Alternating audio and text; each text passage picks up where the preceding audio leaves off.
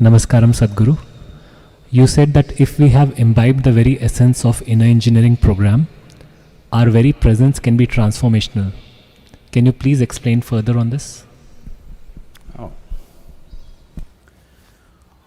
I think a few days ago in this same one of these darshans I spoke about it, maybe didn't dwell on it. I said, Shambhavi Mahamudra is not a practice. It is like, we have a Dhyanalinga temple, somebody goes and sweeps the temple because there's no other ritual to maintain the Dhyanalinga. Somebody sweeps, somebody cleans, somebody maintains the atmosphere. That's all. Are they doing something for the Dhyanalinga? No.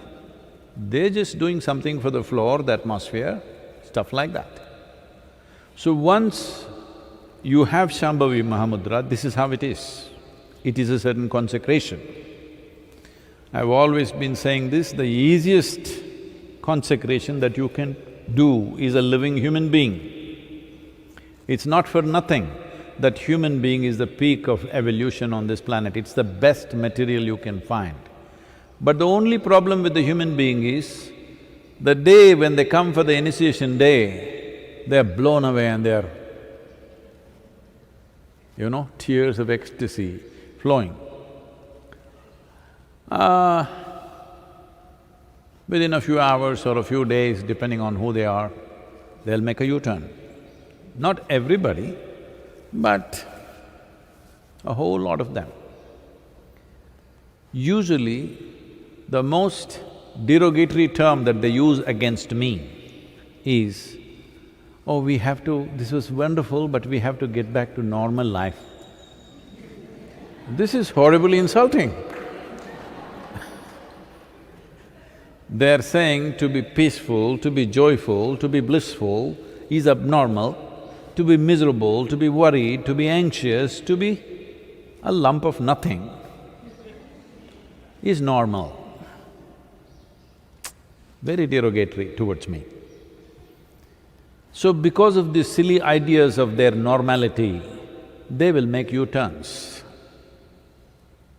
They've invested in misery. See, it took me a long time to realize this. When it first happened to me, that I sat like this and I burst into ecstasy, I thought, this is it, I will make the whole world ecstatic. almost 39 years ago now, I made a plan, in 2.5 years' time I will make the whole world ecstatic. Because who will not want it? There is no fool like a young fool. I was 25 and I had hit a gold mine and I knew I can do this because you don't have to do nothing. If you simply sit here without messing with your mind, you will become ecstatic. So I thought, who will not want it? Such a simple thing and so fantastic. Who will not want it? Well, 39 years slowly realizing that people have such investments in their misery. Even if you show them an ecstatic way to live,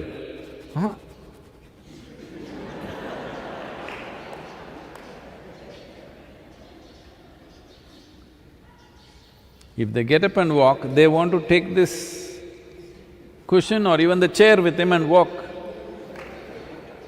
Yes.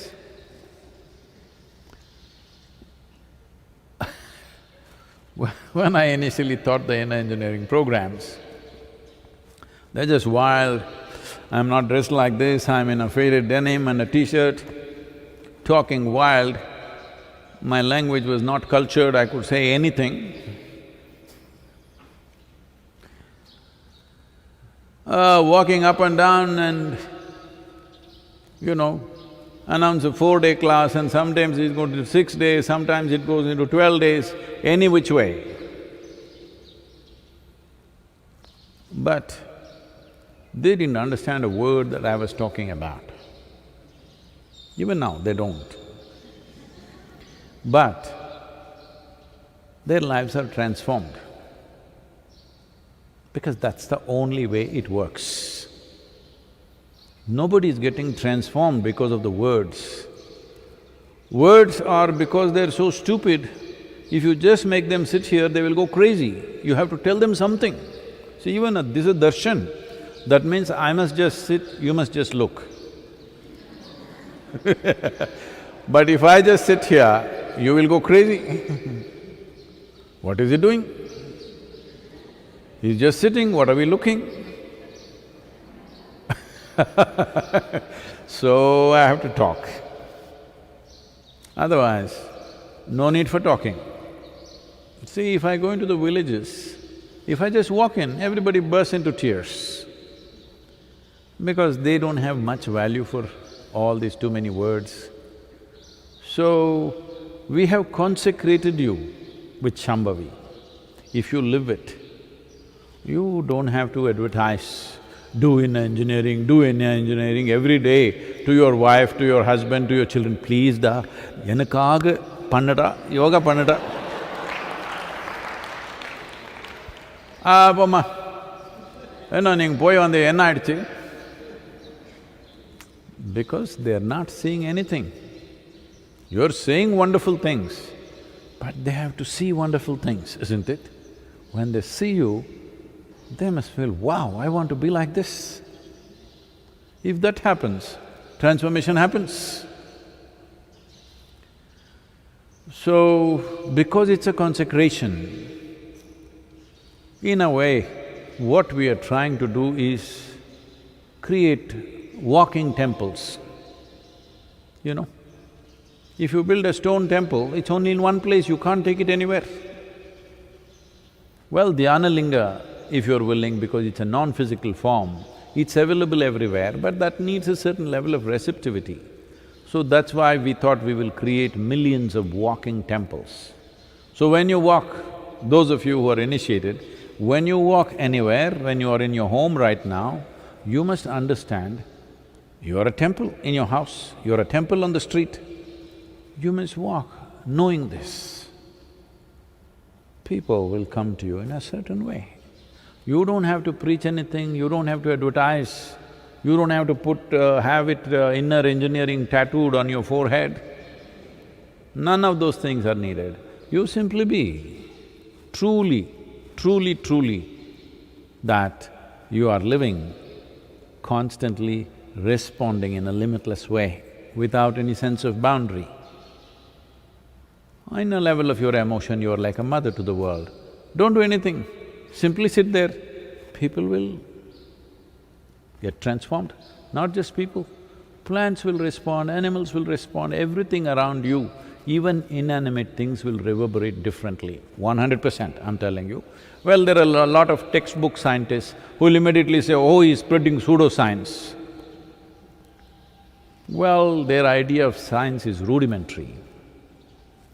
Real scientists will never say such things, because they know what they have explored is a tiny speck, what is unexplored is limitless. So, it doesn't matter who says what. If you just live with these two things, you didn't understand anything else, you just have to keep the atmosphere clean. See, right now there is Dhyanalinga temple, however powerful it may be, if you put filth in front of that temple, even if it's very powerful, people will not go there. You keep it in a certain way, people will go. So your practice is just that, cleaning up the place and removing the cobwebs every day, that's it. You are not doing anything to energize, it's not like Shakti Chalana Kriya, you're trying to build something, which is a long affair. That's why we shifted to Shambhavi, because I didn't see people have neither the perseverance, nor determination, nor commitment to really work to build themselves up to another level, because that's a lot of work. Kriya Yoga is a lot of work. This is why we came to Shambhavi Mahamudra. Mudra means it's already there. You just experience it, you live it, that's all. You don't have to do it. But just daily removing of cobwebs, cleaning up the floor, this is all your work, rest will happen.